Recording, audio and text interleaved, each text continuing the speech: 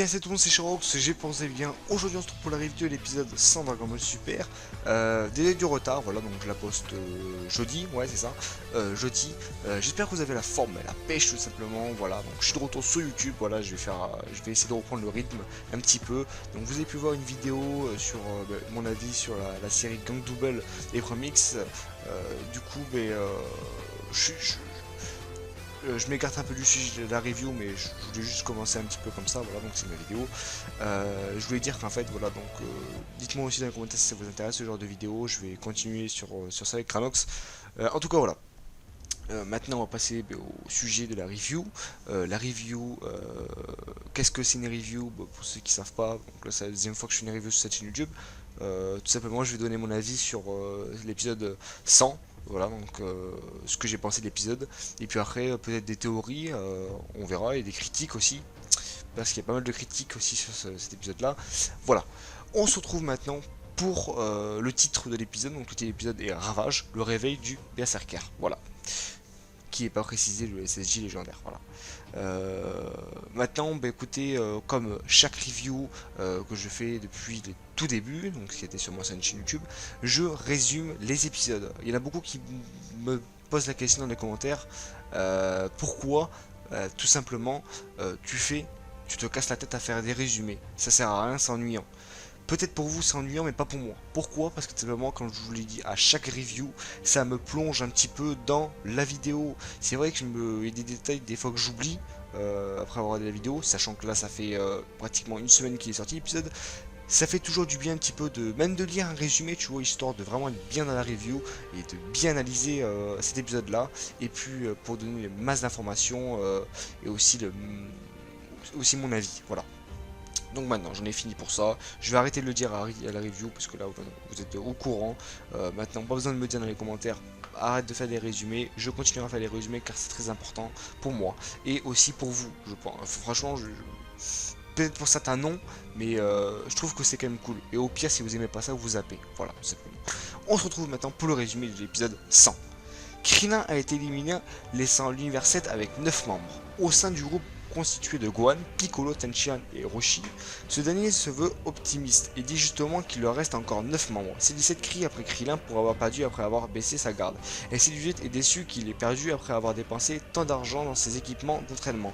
Krillin présente toutes ses excuses à sa femme, tandis que Champa provoque Pérus en lui disant que leur compte à rebours avant la destruction avait commencé.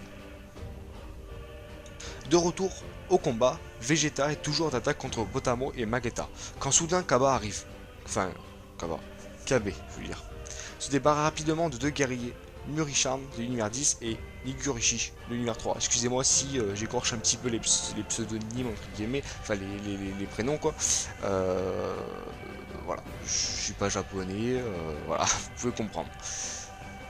Avant qu'il ait le temps d'attaquer, tandis que Kae se débat contre Meshop de l'univers 10, les choses empirent ensuite pour elle. Napapa l'attrape, la tient par la tête afin que Meshop se serve d'elle comme un punching ball. Une fois qu'elle est inconsciente, il la jette sur le côté, mais Caulifla arrive juste à temps pour la sauver. Caulifla dit à Kale de se reposer et jure de se venger de Napapa et de Meshop pour ce qu'ils ont fait à sa protégée. Se transformant en Super Saiyan, Caulifla défend rapidement Meshop afin de se faire attraper par Napapa, qui essaie de le pousser hors de l'arène, mais Caulifla le sort à la place. Caulifla retourne voir Kale, qui se réveille et se demande pourquoi elle n'a pas utilisé tout son pouvoir. Caulifla rassure Kale en lui disant qu'elle croit en elle. Elle peut y arriver si elle y croit. Elle a dit à Kale qu'elle devrait se débarrasser de Goku ensuite. Ce dernier se combat Jimizu, le Yadra de l'univers 2. Jimizu se téléporte aux alentours, se vantant que personne ne puisse connaître sa position, mais Caulifla arrive et le dégage de son chemin. Elle s'approche et demande à Goku de lui apprendre cette forme bizarre de Super Saiyan, le Super Saiyan Blue. Cependant, Goku doute qu'elle puisse si rapidement apprendre cette transformation. Déterminé à montrer ce qui en est dans le ventre, Caulifla demande à Kale de se transformer en Super Saiyan, mais Kale n'y arrive pas. À la place, Caulifla se transforme en Super Saiyan avec une impressionnante musculature. Elle dit une nouvelle fois qu'elle croit en Kale et va se battre contre Goku. Cependant, il ne faut pas longtemps à Goku pour avoir le dessus. Il explique à Caulifla que sous sa forme actuelle, elle perd trop en vitesse pour gagner en puissance, et ce qui ne convient pas au combat. Il se transforme en Super Saiyan 2 et il dit à Caulifla qu'elle doit viser cette forme. Caulifla reconnaît cette forme, elle a réussi à le tenir une fois. Elle copie Goku et se transforme en Super Saiyan 2, une nouvelle fois. Impressionnant Goku qui pense qu'elle pourrait même pas atteindre le Super Saiyan 3 durant ce combat. Les deux Super Saiyan 2 continuent le combat et tandis que Kai indique qu'elle va se transformer très rapidement, Caulifla ne semble s'intéresser qu'au combat contre Goku. Kale lance une boule de ki pour essayer d'aider Caulifla, mais Goku le dévie et demande à Kale de ne pas intervenir dans leur combat. Kale demande à Caulifla si elle gêne et Caulifla regarde ailleurs sans répondre. Du coup, Kale se met à pleurer, sa rage contre Goku pour avoir dans son esprit emmené Caulifla loin d'elle, se libère et elle se transforme en Super Saiyan. Elle attaque Goku qui est impressionné par son ki et Vegeta prévient Goku de ne pas baisser sa garde. Killer envoie valser Goku dans un coin avant qu'il se transforme en Super Saiyan Blue. Mais même dans cette forme, le Kamehameha de Goku n'a pas impact sur Kale, qui continue à se battre contre Goku. De son côté, Gohan est indiqué pour Goku, que Piccolo réalise que Kale ne peut pas contrôler son pouvoir. En effet, Kale s'arrête soudain de viser Goku et commence à attaquer dans toutes les directions, sortant Meshiop dans le même temps. Cet assaut pousse Goku à reprendre sa forme de base, mais avant que Kale puisse aller plus loin, elle se fait attaquer par un fouet énergétique des Pride Troopers. Malgré que Vion indique que son fouet de la justice laisse le mal inoffensif, Kale se libère rapidement et son Vion O-Ring avec nos Topo qui en reste bouche bée. Jiren décide d'intervenir. Il lance une seule attaque qui enlève Kale, l'envoie voler et explose dans les airs. Voilà. Kale revient alors à sa forme de base et tombe sur le sol. Inconsciente, Caulifla court à sa rescousse. Alors que Hit et Caulifla mettent Kale à l'abri, Goku arrive pour défier Jiren. Voilà, le résumé est terminé. J'en ai terminé.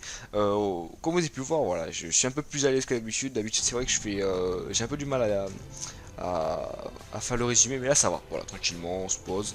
Là, je me suis posé. C'est vrai que je suis remotivé. C'est vrai que ces temps-ci, j'étais pas très motivé. Là, je me suis forcé. Et je me suis dit, il faut vraiment que je reprenne les vidéos, c'est super important pour moi et super important pour vous, je pense. Même si pour l'instant j'ai une communauté de que 4 abonnés, mais ça va augmenter vite, et je l'espère, voilà. C'est mon objectif, tout simplement créer une communauté de manga, Dragon Ball. Je ferai aussi des vidéos sur Death Note, des théories, mais qui arriveront après, quand MX60 aura terminé le manga. Voilà. Puisqu'après j'ai une théorie, bon bien sûr je ferai qu'une seule vidéo, puisque la série a que 37 épisodes. Mais bon, on en reparlera plus tard. On va passer maintenant à la vie de Dragon Ball Super. Qu'est-ce que j'ai pensé de cet épisode-là, qui est l'épisode 100. Un chiffre quand même important pour Dragon Ball Super, car 100 épisodes, ça fait beaucoup. Voilà. Le chiffre 100, c'est un chiffre quand même... voilà, je dis un peu n'importe quoi, mais c'est quand même... 100 épisodes, c'est un truc de fou quand même, c'est un truc de malade. Et est-ce qu'on va se dire que ça va aller beaucoup plus loin que ça? Ça, c'est une question que tout le monde se pose. Voilà. Alors, qu'est-ce que j'ai pensé de cet épisode-là? Oui et non. Pourquoi? Alors, ce que j'ai pas aimé, tout simplement, c'est le fait que Kale se transforme en Super Saiyan Berserker. Voilà. Je sais pas. Le design est des fois un peu raté, je trouve. J'ai vu une image où tu compares Broly et Kale. Alors je vais me dire, mais tu confonds Broly et elle, c'est pas du tout la même chose. Je suis d'accord, mais je sais pas. Je trouve que elle est pas badass, je sais pas comment vous expliquer ça. Par rapport à l'épisode d'avant, elle est moins badass, je trouve. Je sais pas, les dessins étaient un peu ratés, je trouvais. Et puis, on voit qu'elle contrôle pas du tout son corps, sa puissance. Ça, c'est tout à fait normal, je critique pas ça, hein, mais c'est tout à fait normal qu'elle contrôle pas. Déjà de base, elle sait pas se battre, sans transformer. Alors, contrôler un Super Saiyan Berserker, voilà, elle va attaquer tout le monde, on le voit, quoi. C'est vraiment qu'elle est pas... C'est sa colère qui la laisse s'envahir, tout simplement. Mais c'est vraiment ça que j'ai pas trop aimé. Voilà, je trouve elle a vite été mis KO. Il faut quand même, je trouve pour moi c'est quand même abusé qu'elle se prenne un coup, qu'elle se prenne une attaque pour qu'elle soit KO. Je trouve ça un peu abusé et je trouve ça un peu honteux. Pour le Super Saiyan Berserker, voilà, tout simplement. Pour moi, c'est mon avis, respectez-le, puis donnez-moi votre avis dans les commentaires, qu'est-ce que vous en pensez par rapport à ça. Même si on sait que Jiren est très puissant, il faut pas abuser quand même. Son Goku avec son Kamehameha, quand même, on a vu qu'il a mis quand même pratiquement toute sa force, il a pas réussi à lui faire aucun dégât, et Jiren, le mec, il lui lance une explosion, mon gars, il la met KO, carrément. Donc je trouve ça quand même un peu abusé, faut pas... Enfin bref, voilà. Du coup, Sinon, bah, l'épisode ce que j'ai bien aimé, c'est le fait, voilà, l'échange qu'il y a eu entre Goku et Caulifla. J'ai trouvé ça intéressant. Voilà, Son Goku il était caché avec elle, hein. Il lui a dit qu'il était pas prêt, qu'elle était pas prête du tout à prendre le Super Saiyan Blue, qu'il fallait du temps pour cette transformation là, et qu'il y avait des étapes d'abord à faire, tout simplement. Mais il lui dit clairement, bah, déjà que la transformation avec la musculature servait à rien. Certes, tu gagnes t'as beaucoup plus de force, de puissance, mais t'as beaucoup moins de vitesse. Du coup, tu te fatigues trop vite, quoi. Ton adversaire, même s'il a moins de puissance que toi, il peut te niquer, quoi, parce qu'il est beaucoup plus rapide que toi. On l'a vu contre Cell, Trunk, qui s'est fait avoir. Donc, du coup, ben, on refait un peu le même blabla avec Caulifla. Du coup, ben, Caulifla se remet à sa forme de base Super Saiyan. Et Son Goku il lui dit transforme plutôt, au lieu de se transformer comme ça, transforme-toi en Super Saiyan 2, c'est beaucoup mieux. T'as la vitesse et t'as beaucoup plus de puissance. Voilà. Du coup, elle a dit qu'elle connaissait déjà cette transformation là. Du coup, elle se transforme et on voit qu'elle y arrive, encore une fois. Et beaucoup de gens critiquaient Caulifla comme quoi elle se transformait vite en Super Saiyan 2, etc. Mais je trouve que quand même l'explication du fait qu'elle n'y arrivait pas après, c'est quand même bien. Certes, bien, elle a un gros potentiel. C'est vrai abusé qu'elle se transforme aussi rapidement en Super Saiyan 1 et ensuite en Super Saiyan 2. Mais ce qu'il faut savoir, comme elle a dit Goku, c'est qu'elle a réussi à se transformer qu'une seule fois. Après, le reste du temps, elle n'y a pas arrivé. Elle n'a pas réussi à se retransformer. Tu vois. Du coup, ça, c'est vraiment cool, je trouve. Voilà. Euh, il lui a dit aussi clairement, Goku dit clairement à Caulifla que si elle continue comme ça, à s'entraîner, etc., au fil du combat, elle pourrait carrément se transformer en Super Saiyan 3. Voilà. Ce qui est quand même un peu abusé, quand même, ça va un peu trop vite, je trouve. Limite, à la fin du tournoi, elle va se transformer en Super Saiyan Gold Blue, tu vois. Non, quand même, faut pas abuser, mais écoutez. Soyez pas choqués, hein. Moi personnellement, je vois pas pourquoi vous serez choqués, hein. Déjà, on a vu un Super Saiyan 2 en 2-2. Je vois pas. Franchement, le Super Saiyan 3, je le vois très vite arriver. Et après une nouvelle transformation, je la vois aussi très vite arriver. Ça se trouve, au lieu de nous sortir un Super Saiyan Gold Blue ou un Super Saiyan Gold, elle va nous sortir un CJ4. Non, je rigole quand même pas, faut pas abuser quand même. Ça se trouve, c'est ça, t'imagines? T'imagines le délire, c'est qu'en gros, Son Goku, il savait pas qu'il y avait une transformation au-delà du Super Saiyan 3, après le God, et le Super Saiyan 4 est beaucoup plus puissant que le Super Saiyan God. Non, faut pas abuser quand même pas. Je rigole, ça se trouve c'est ça, mais je pense pas, faut pas abuser quand même. Même si ça peut être envisageable. Du coup, écoutez, qu'est-ce que j'ai à dire d'autre. Bon, à part que, Kale, on a pu voir qu'elle se fait humilier, quoi. Elle est pas intéressante pour l'instant. Je dis bien pour l'instant. Parce qu'on voit qu'elle sait pas se battre déjà sans se transformer. Simplement, elle est inutile pour l'instant. Un peu, si Caulifla fait pas attention à elle, ce qui est déjà quelque chose de ouf quand même. Parce qu'imaginez imaginez que Caulifla elle se retrouve toute seule face à trois personnes. Caulifla s'il n'est pas derrière son dos, elle se fait éliminer quoi. Elle a failli se faire éliminer. Heureusement que Caulifla est intervenu. Et ça peut être un très gros risque pour eux. Pourquoi? Parce que Caulifla, elle doit se démerder quoi. Elle doit éjecter des personnes pendant qu'elle aussi fait la même chose. Et si elle doit être derrière le dos de quelqu'un, c'est un peu ouf parce qu'elle peut se faire prendre par derrière, tu vois. Du coup, c'est un gros risque et Kali, je pense qu'au bout d'un moment, je pense qu'elle va nous sortir quelque chose. Franchement, je pense, pour moi, si il va rien se passer avec Kali, je pense qu'il l'aurait directement éliminé. Or, elle n'est pas éliminée. Pour ceux qui n'ont pas compris, je pense que vous n'êtes pas bêtes. Kale n'a pas été éliminée. Certes, elle s'est pris un KO, mais elle n'a pas été éjectée hors du tournoi, hors de l'arène. Et comme a dit le Daishikan, même si que tu sois au KO ou voilà, etc. Si t'es pas hors du ring, enfin hors du ring, hors de l'arène, t'es pas éliminé. Du coup, Caulifla l'a rattrapé quoi. Et du coup, à mon avis, si il la met pas éliminée, ils vont faire quelque chose avec elle. Moi, je pense. Je pense pas. Sinon, ça serait inutile. Hein, il l'aurait carrément éliminé. Voilà.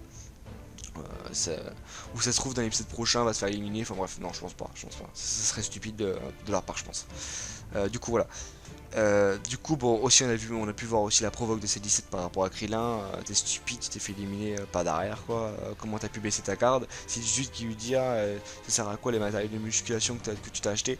Bref, Krillin s'est excusé, etc. Voilà. Il s'est un peu humilié, mais bon, c'est pas grave. Du coup, voilà, après, ça promet pour l'épisode prochain, ça promet le Jiren vs Goku. Alors peut-être pas, on sait jamais, parce que c'est vrai qu'à chaque fois, on nous voit un Goku versus Jiren, mais à chaque fois, il y a quelqu'un qui s'interpose. Du coup, on sait pas si vraiment il va y avoir une confrontation entre Goku et Jiren. Ou peut-être qu'il va y avoir une petite discussion. Peut-être que Toppo va enchaîner après, tu vois. Je sais pas, peut-être que Toppo va dire, attends, laisse-le moi d'abord, tu vois. Tu vois, peut-être se passer ça, tu vois. Enfin bref. Sinon, en soi, l'épisode était bien. Voilà, bon, les dessins étaient pas mal. Voilà, mis à part un peu le Super Saiyan Berserker qui était un peu des fois bof bof. On voyait, tu vois, qu'elle se transformait, mais on voyait que les muscles étaient pas bien faits, je trouvais. Après, c'est mon avis, tu vois, mais je pense qu'il pourrait faire mieux. Et il pourrait faire un énorme effort là-dessus. Surtout pour l'épisode 100 quand même. L'épisode 100, c'est quand même un épisode. Comme je l'ai dit, comme je l'ai dit au début de vidéo, c'est un chiffre pour Dragon Ball Super, pour la franchise de Dragon Ball. Enfin voilà. En tout cas, j'espère que vous aurez aimé la review. C'est un peu plus long que d'habitude. Voilà, je voulais prendre le temps de discuter, bien analyser, parce que c'est vrai que d'habitude, j'analyse pas souvent. C'est vrai qu'on dirait que c'est à la va-vite. Là, j'essaie vraiment de vraiment me mettre dedans, tu vois. Là, je me suis posé tranquillement. Je réfléchis bien, est-ce que j'ai pas oublié des choses, que des fois, je parle de quelque chose, mais j'ai oublié de parler d'un personnage qui s'est battu avec un autre, tu vois. C'est vrai que je m'en rends compte. Et puis voilà. Du coup, aussi une petite précision, Vegeta aussi a dit quand elle s'est transformée à Son Goku de faire attention. Mais aussi apparemment il a dit que c'était censé être la vraie forme du Super Saiyan. Alors ça j'ai pas très bien compris, donc si vous avez bien compris, vous n'hésitez pas à me le dire en commentaire, ça me ferait super plaisir. Enfin voilà, j'espère que vous aurez aimé la vidéo, la review. On se retrouve pour la preview de l'épisode 101. Pour ceux qui ne veulent pas être spoil, je vous invite à quitter la vidéo, à partager la vidéo, à liker, enfin à lâcher votre plus gros like et à vous abonner si ce n'est pas fait. Et pour ceux qui sont restés, on se retrouve tout de suite après pour la preview de l'épisode 101. Piston.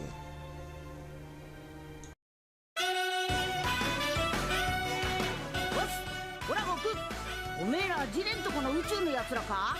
へへ、一気に潰しに来やがってな。なかなか息の合った連携攻撃してきやがって、いちいちポーズつけてカッコつけてるみてえだけんでよ。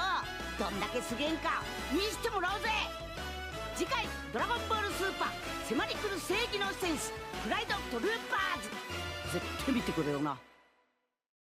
Après les Saiyans de l'univers 6 dans le 100e épisode, c'est maintenant au tour des puissants Prêt-au-Pose de s'illustrer dimanche prochain dans le tournoi du pouvoir. Voilà, on se retrouve pour les previews de l'épisode 101. Le titre, les guerriers de la justice s'avancent, les Prêt-Troopers. J'ai dit quoi, les Prêt-Troopers? Ok, les Prêt-Troopers. Voilà. Oh voilà, donc comme vous avez pu voir là, donc maintenant on va parler un petit peu de la preview de cet épisode là, donc un épisode qui va vraiment être intéressant. Je vais vous lire un peu les résumés de cet épisode là et puis je vais donner un petit peu mon avis, voilà, tout simplement. Les favoris se montrent enfin. Cette semaine dans l'épisode 100 de Dragon Ball Super, on a surtout assisté à la progression impressionnante de Caulifla, le Super Saiyan univers 6, ainsi qu'à la plus dangereuse de sa protégée Cal. C'est d'ailleurs Jiren univers 11 qui a gagné le jeu très facilement, et son groupe de justiciers, les Prêt-Troopers, vont passer à l'action la semaine prochaine. Goku, mais aussi C17 et C18 vont s'affronter, et l'univers le plus fort du tournoi dans l'épisode 101 des DBS. Voici le trailer qui envoie déjà du lourd. Voilà. Maintenant, on va passer à la synopsis de l'épisode et puis je donne mon avis. La synopsis officielle de l'épisode nous indique que 5 guerriers du numéro 11 se précipitent sur Goku et Caulifla. L'ennemi a des capacités spéciales qui vont donner du fil à retordre à Goku. Les cyborgs C17 et C18 se joignent tous les deux aussi au combat.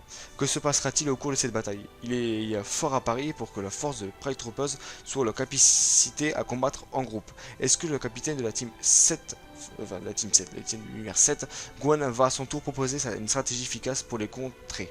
Nous verrons ça la prochaine fois. Enfin, la semaine prochaine. Voilà. Je vais donner mon avis. Qu'est-ce que tout simplement je pense de tout ça. Voilà. Donc pour moi, ça va être un épisode assez intéressant, puisqu'apparemment, comme on voit, il va y avoir un affrontement entre l'univers 7 et l'univers 11. On va enfin voir les prêts au port. C'est vrai que depuis le début du tournoi on ne le voit pas forcément, on a vu un peu Topo au début attaquer, mais sinon on les voit pas en action, on les voit pas combattre l'univers 7, etc. Donc ça va être cool, franchement on va voir un petit peu leur niveau, on va voir qu'est-ce qu'ils vaut les soi-disant combattants de la justice, on va voir ce qu'ils donnent. Pour eux ils vont combattre le mal, Goku, etc. Ça promet, et puis déjà à ce qu'on peut voir, bon, je pense pas que le combat entre Goku et Jiren va commencer directement à l'épisode 101. Je pense plutôt que ce sera début épisode 102. Épisode 101, bon, il va y avoir un petit peu une confrontation, tu vois, genre ils vont parler. Et après, ben, les autres guerriers prêts troupes, ils vont arriver et ils vont se combattre entre eux, tu vois. Donc je pense que ça va être un peu ça, il va y avoir la discute, il va y avoir du combat. Le combat, je pense, contre Jiren va commencer à l'épisode 102 ou l'épisode 103, pour moi. Ça va se passer comme ça. Voilà. Après, bon, on a vu ces 17 et 18 qui vont rejoindre le combat aussi, frères et sœurs.